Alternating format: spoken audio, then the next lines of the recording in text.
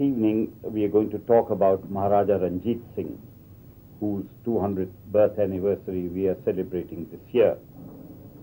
Maharaja Ranjit Singh ruled the Punjab for exactly 40 years, from 1799 to 1839.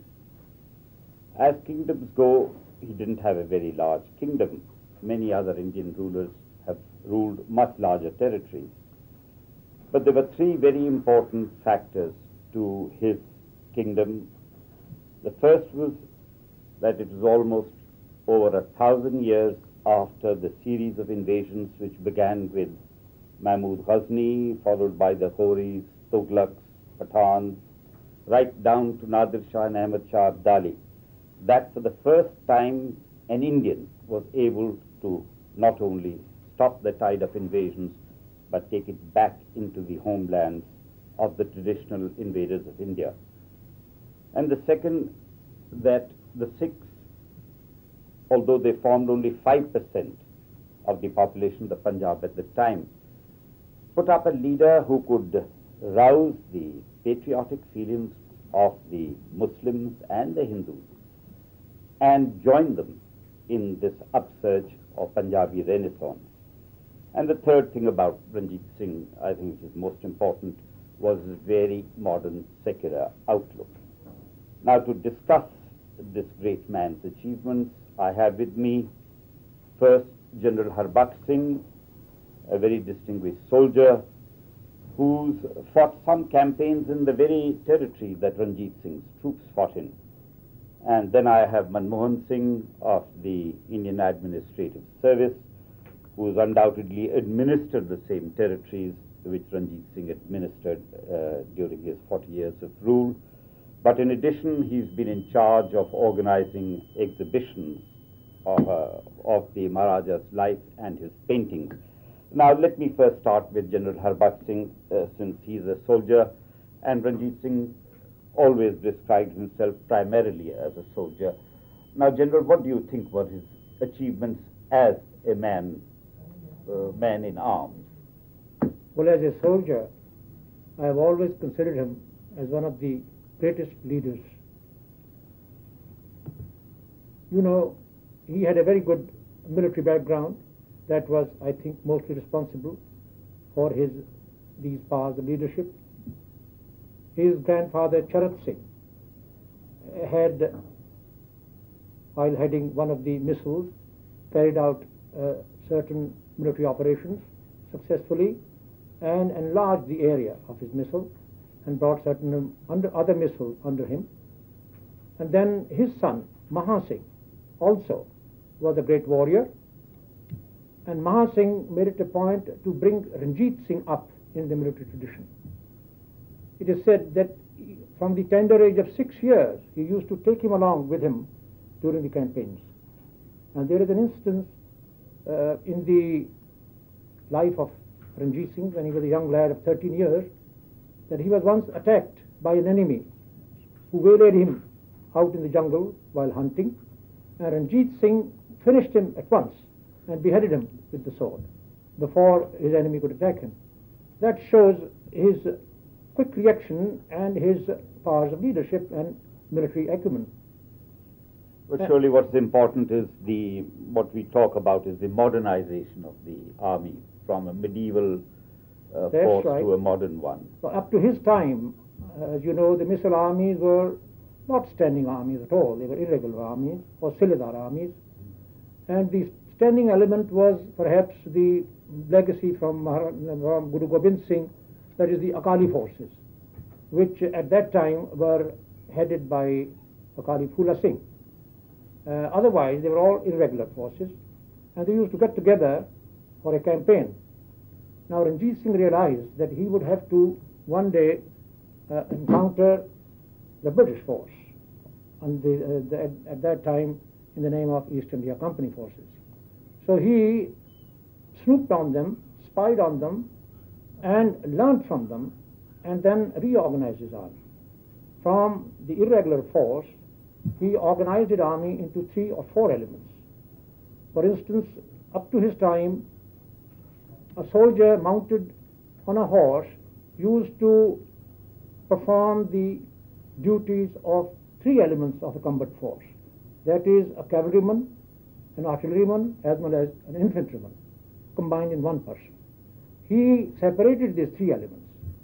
He created a cavalry force, an artillery force, and an infantry corps, and then trained them according to the same methods and drill as the European armies had adopted. Manmohan Singh, have you got any criticism of the general's views? Not particularly. I think he's given a very profound account of this. But I would particularly like to know from him as to how did he manage to weld that army, which is called a Bekawad kind of an army, into regimental disciplines. And did it have any impact on his campaigns? Of course. As you know, he took assistance even from European instructors. He imported generals from the Napoleonic army, Ventura, Abitaville, and Allard and so on, and Port. And he made them in charge of separate departments. One undertook the training of the cavalry, the other the training of the artillery, and also he had an artillery laboratory and a foundry built. He used to make his own guns, and he, as I said earlier, organized his force on modern lines as they existed at the time in Europe as well as in the East India Company. Well, General, let me put you two questions then. How is it we talk about the Ranjit Singh's modernized army, but all his important conquests, Multan, the frontier, Kashmir, all were made by Indian troops, led by Indian generals, and not trained according to Europeans? Because the Europeans really came in the scene in a big way after 1822, when his conquests had already been made. And number two, how is it that Ranjit Singh never trusted any of his European generals? When it came to real fighting, it was Diwan Mokam Chand, Hari Singh Nalwa, Mia Gausa, Colonel Basavan, General Ilahi Baksh. And it is significant that after Ranjit Singh, when the Sikh troops fought the British, there was not a single European who fought on the sides of the Sikhs, whereas the Muslims and the Hindus did. That is quite true. That is quite true. And the point is, he took the know-how from the Europeans, and he didn't want to show to the world that only Europeans knew how to lead. The Indians could be trained. He took advantage of them only to get guidance and training. And then, having adopted those methods and those rules of war, he trained his own leaders to lead his men. There is no doubt about it. Incidentally, we have in our archives a beautiful book. The military manual of Maharaja Ranjit Singh is in Persian, and it deals with the themes of drills, the regimental organizations, the cavalry, the infantry, the artillery, and all these organizations have been spelled out beautifully. And I wonder if it's really known in the military history that he was the first Indian ruler to have instituted medals on the European pattern. And we have a number of these medals. In fact, we have one of the finest collections of medals from that period. But I think we've talked enough of the army, and you are more interested in culture and painting. Most people don't associate a rugged soldier like Ranjit Singh with the patronage of arts. And yet you unearthed a vast You'll be treasure. surprised. In fact, it's a very fascinating theme, because recently I've had a chance of looking at that period of history from the point of view of organization of an exhibition. It's now accepted in the art circles, particularly after great work done by Jazuddin Archer and Dr. Goswami, of course. Dr. Randhawa was a pioneer, that in that period we witnessed a great resurgence of art activity. And there were lots of painters from the hills who came and settled at the court of Maharaja Ranjit Singh.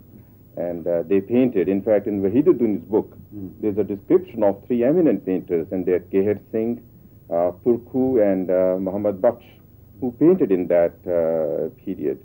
And not only that, there were lots of European painters, amateurs and professionals, who came to Maharaja's court and painted the glory that it really was.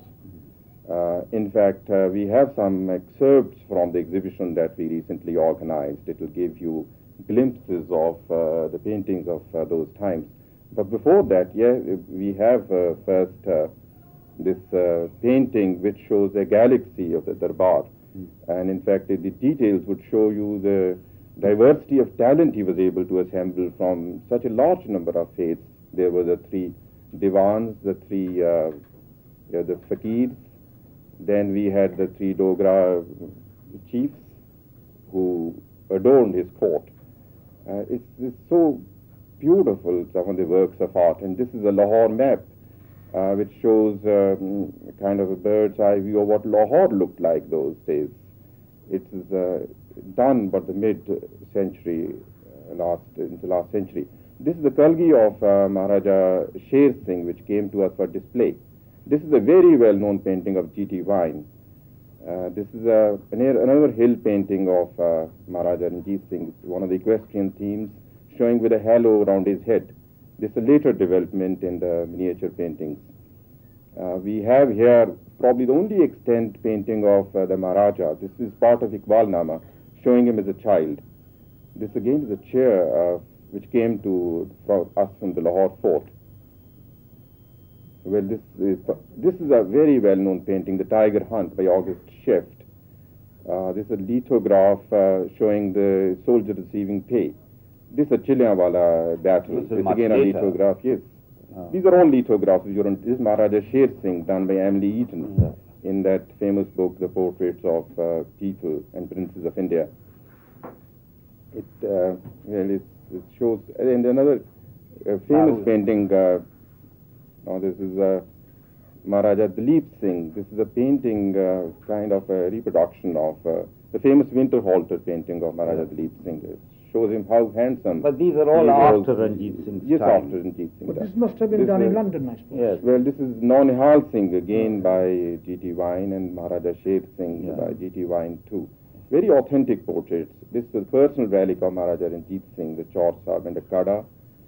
And that these were on display. This is a famous Shah Shuja's sword, which came to him along with Kohinoor. This is a beautiful sword with a lovely jade handle. Shows the tremendous artistry of crafts in those days.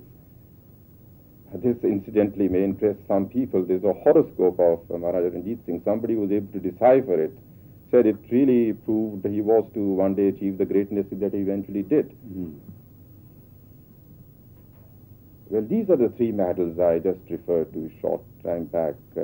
This is a famous medal which is presented to Lord Auckland. This studded with diamonds, sapphires, rupees. These are the coins. Incidentally, he didn't strike a coin in his own name. These are the Akal Sahai inscriptions on these coins, called the Nanak Shahi coins. This Emily Eden's famous portrait of Maharaja Ranjit Singh. And here we have another miniature painting showing Maharaja on a horse with this umbrella. These are the landscape paintings. They'll evoke images of Lahore, Shalimar. Yes, it's Shalimar. It's based on a lithograph. Well, he quite obviously was a patron of arts and probably knew, although he was himself a very ugly man, he obviously had an eye for things of beauty. Another of these, Dina Nagar, in fact, this is his summer palace. It's in Gurdaspur district. It shows how beautifully it was really done. And these are some of the images of the past, I think, pictorially, how they are able to evoke a very great period of our history. I believe he was a great architect also. Well, the Harbandar Sahab is probably the only one I know of his. Manmohan Singh, do you know anything else he built? Well, the Rambagh, summer residence in Amritsar. We also have a map of Rambagh, a kind of a design of Rambagh before it was built. We are trying to restore it to its former glory. And on the last floor of the Rambagh, we were able to, through the archaeological department, restore some of the wall paintings done on very well-known mythological themes. I think it was a great builder. Yes, you see, in the forts that he built, he had implemented some do designs in the ramparts and in the defense works. For instance, the fort of Lahore. Govindgarh is another one, yes. Isn't it curious that a man himself so ugly was so keen on things beautiful? He liked the ladies surrounding him to be beautiful. Even the men had to be well dressed.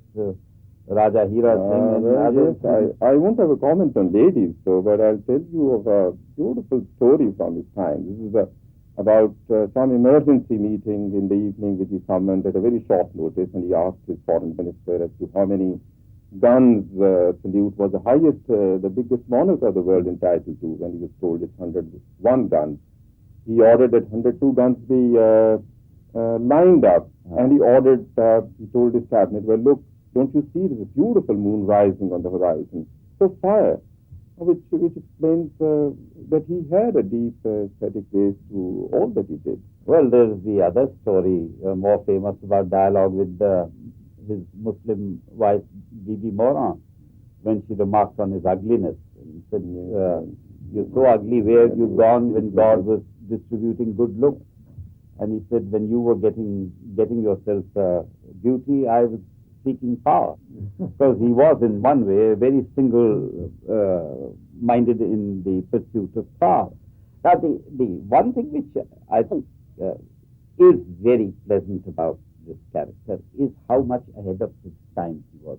His a total lack of prejudice against any other community. Or ostentation. Simply. He hated to put on ornament. Well, he never called himself a Maharaja. It was Sarkar Khalsa. He was known as Singh Sahib. He never sat on a throne. All that is. But I do think that this respect for other religions. First thing, he captured Lahore, was to go to the Badshahi Mosque. His wife built Data Ganj Baksh. He revered all Sufi. In fact, I believe it's the Muslims, Hindus, Sikhs, all combined to welcome him to Lahore. Everyone. Every Vasant Panchami he used to go to the shrine of Madhulal Hussain. And that's why this, I don't know how true that story is. After capturing Lahore, he renovated the Shahi Masjid. The first thing he did. And he honored even the worst, bitterest enemies of the Sikhs, like the Wahhabis, Sayyid Ahmad and Shah Ismail Shaheed. When they fell in battle after having declared jihad on the Sikhs, Sher Singh honored their dead bodies. And Ranjit Singh said, you've done very well, because this is not... perhaps you can tell us the story about the famous Quran story about buying the Quran Sharif. Well, I guess you were more qualified because I first read it in your book, wouldn't you? But I'll take you up on that one story later after you finish that. Well, the story goes as follows, that there was a Muslim calligraphist, and he had spent a number of years making a very beautiful floral copy of the holy book. And then he took it round to various Muslim Nawabs in the Punjab and Sindh, and nobody was willing to pay the price that he wanted. Then he arrived at Lahore and showed it to Fakir Azizuddin, who was the senior-most minister of Ranjit Singh's cabinet. And even Fakir Sahib said he couldn't afford to pay the price. And Ranjit Singh apparently overheard the dialogue and asked what it was about. And the man was presented he showed Ranjit Singh the holy book. Ranjit Singh picked up the Quran Sharif and put it against his head in mark of reverence and asked what he wanted for it. And the man demanded a large sum. Ranjit Singh paid that sum and had it put in his Tosha Khana. Few days later, Azizuddin asked him, he said, you are a Sikh, that is the Holy Quran, you are obviously not going to read it. Why did you pay such a large sum of money for it? And Ranjit Singh said, I was ordained by God to look upon all religions with one eye. That is why God took away the light from my other eye. I think it's a very charming. Take you out on that single eye or the blind eye theme. It's a very cute story about how Fakir Azizuddin got into a very delicate diplomatic situation. This was when he led a mission to Simla in 1830, I assume. And there he was asked by William Bentinck, out of sheer curiosity, as to which of his eye was blind, the Maharaja's eye was blind. And Fakir Azizuddin was known for his wit. He answered, Your Excellency, Well, like the sun, Maharaja has only one eye. But when we are in his presence, we never look at his face. We always keep on gazing at his feet. If Your Excellency wants to know something about his feet, I might be able to help you. This is a variation of this usual story that the splendor of his vision is so great that I've never had the courage to look up in I his picked face. it up from Wahiduddin's book, who is, the lineal descendant of Fakir Nuruddin, and I could trust him for this story being very authentic. Well, they were good people, but this Oriental exaggeration and flattery which the Fakir brothers were singularly adept at. I remember Wahiduddin describing as a pearl without flaw. I think the Maharaja was so great. It's a way of expression, though. Yeah. No, I think it was so great that you achieved with the Maharaja what we call in poetry a willing suspension of disbelief. You have any anecdote, any story illustrating clemency, generosity, valor, any of these stories, you attribute to the Maharaja. And it goes down. It goes down. Yes, you remember that one about his humility, the dialogue with Akali Pula Singh. Oh, yeah. He was riding his biggest elephant through the streets of Amritsar with Akali Pula Singh looking from the balcony, and he shouted, "You one-eyed fellow, where did you buy that he-buffalo from?"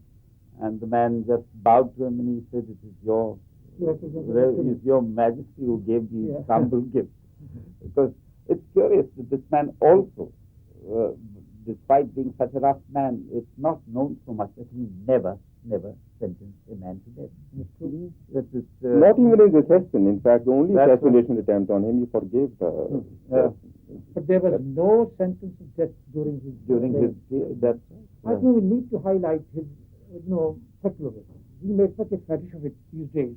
But I think he exercised secularism in the true sense of the word. There's no doubt about it. Yeah, he was the one. Religion was entirely his personal affair. He was devoutly religious, but you're quite right in saying that he never interfered. I mean, he had He's utterly free from any of this kind. In fact, the only people he criticized, believe it or not, were the Nihants and the Akalis, who he described as Kujbham Vakota, and they're screw-minded and short-sighted and fanatic. Being bigoted. Yeah. But now, I think I'd like to ask you both in turn. Now, how would you sum up this great man, General Saab? What is your... I can only sum him up as a military leader. And as I said early on, at the beginning, I think he was a great master of the art of war. And I consider him as one of the premier captains of the war. As I said earlier, some Europeans have compared him with Napoleon. And there is no doubt about it, that he was very original in his thinking, and he brought about these reforms entirely of his own mind and through his own imagination and thinking. If you come to think of it, he was completely uneducated. He didn't go by any literature on the subject at the time. It was entirely his own experience and his own imagination. As Jacques said, he just asked so many questions that he gets to know everything by asking questions. And Manon, how would you sum him? I think I knew this question was coming, but it's so difficult to sum up in a few words the many splendid man that he really was. I couldn't do any better than reproduce or repeat what he himself told one of the army officers, Major Lawrence, and this is from his book. While assessing himself, he mentioned how by generosity he ruled, by valor he conquered, and he followed in this Taimur's example. And he used a phrase which I think is beautiful, and he said, "I was utterly free from any partiality, and I shot it out of my soul."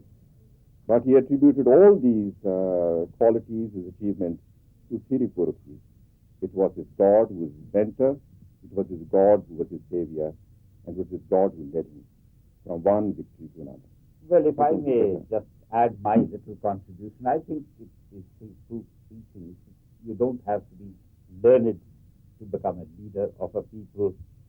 You don't have to be beautiful yourself to create beauty and patronize beauty, but you have to be single-minded in whatever you do.